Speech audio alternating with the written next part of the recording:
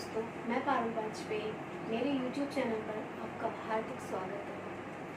आज मैं आपको कुछ ऐसी जानकारी देने वाली हूँ जो आपके दैनिक जीवन में बहुत आवश्यक है और आपको स्वस्थ रखने में भी बहुत मददगार साबित होगी। आज मैं आपको बताऊँगी कि पथ्य और अपथ्य आहार क्या होता है। आज का हमारा टॉपिक भी यही है, पथ्य आहार और अपथ्य आहार। हमें क्या खाना चाहिए और क्या नहीं खाना चाहिए। इसलिए मैं आपको पहले ये बताना चाहती हूँ कि हमें क्या नहीं खाना चाहिए। जैसे कि हमें जो हमारे लिए हमारे पाचन संस्थान को नुकसान पहुँचाने वाली चीज़ें हैं, जैसे मैदे से बनी हुई चीज़ें जो कि हमें बहुत नुकसान पहुँचाती हैं, क्योंकि वो पेट में जाकर पचती नहीं हैं, जो हमारे पाचन संस्थान को कमज़ोर कर देती हैं, जिससे हमें कब्ज़ की प्रॉब्लम होने लगती है। जैसे कि पिज़्ज़ा है, बर्गर है, ये सब चीज़ें हमें नहीं खानी चाहिए। पाव है, इस तरह की चीज़ें, ब्रेड, इस तरह की चीज़ें हमें नहीं खानी चाहिए। और बाज़ार से डिब्बाबंद फूड आते हैं, वो भी हमें कम से कम प्रयोग करनी चाहिए।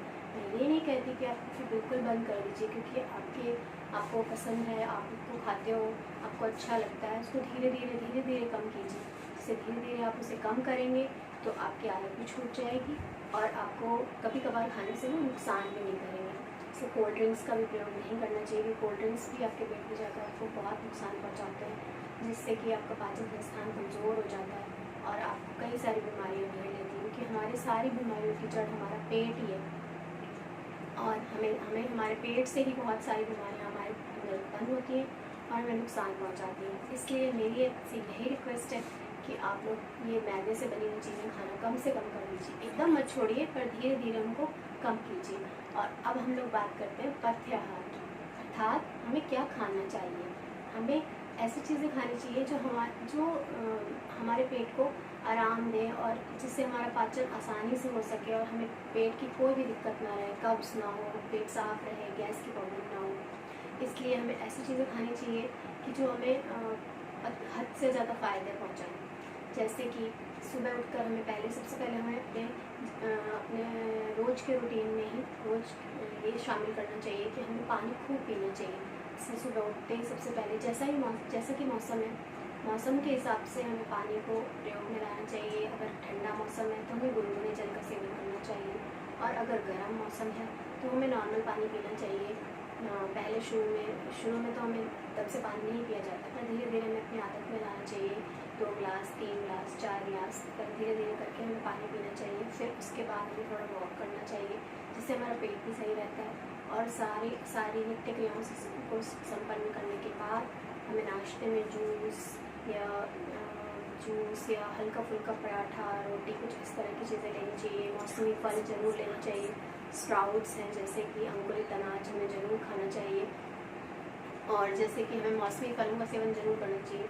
जो भी मौसम के हिसाब से फल आ रहा है, जिस मौसम में आप जो भी फल को पसंद है, आप उसको ज़रूर खाएं। इसके अलावा हमें अपने खाने में चोकर युक्त आटे की रोटी प्रयोग करनी चाहिए, जिससे कि जो मोटा आटा होता है वो हमारे आसानी से पच जाता है जाके, और पेट को भी साफ रखता है। और अलग अलग तरह की दालें भी हमें प्रयोग करनी चाहिए, जो कि हर दाल में अलग अलग तरह का प्रोटीन, अलग अलग तरह की चीज़ें होती हैं जो हमारे शरीर को फ़ायदा पहुँचाती हैं। इसलिए हमें दालें भी अलग अलग तरह से यूज़ करनी चाहिए, जैसे और दही है, सलाद, इस तरह की चीज़ें। पानी का प्रयोग तो अधिक से अधिक करना चाहिए।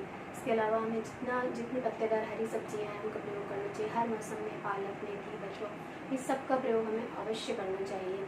और इसके अलावा अलग अलग तरह की चटनियाँ हैं, जैसे नारियल की चटनी, आंवले की चटनी, धनिए की चटनी, पुदीने, आम की चटनी, इस तरह से इनका प्रयोग ज़रूर करना चाहिए। और हर मौसम के हिसाब से हर तरह के फल सब्जियाँ आते हैं अलग अलग, उनको हमें अपने रोज़मर्रा के जीवन में शामिल करना चाहिए और इनका प्रयोग करना चाहिए। चाय, कॉफ़ी, इन सबसे बचने की कोशिश करनी चाहिए। इन सबसे बचने की कोशिश करनी चाहिए। इस प्रकार से अगर आप इस तरह के खाने का प्रयोग अपने जीवन में करना प्रारंभ कर देंगे और कुछ यौगिक अभ्यास और कुछ प्राणायाम, यौगिक अभ्यास, ये सब अपने जीवन में प्रयोग में लाएंगे तो आपको बहुत ज़्यादा आराम मिलेगा, बहुत फ़ायदा होगा। इसीलिए आज का मेरा वीडियो इस तरह से था कि कुछ आपको जानकारियाँ मैं आपको दूँ, जिससे कि आप अपने आप स्वास्थ्य को और अधिक स्वस्थ करें। धन्यवाद।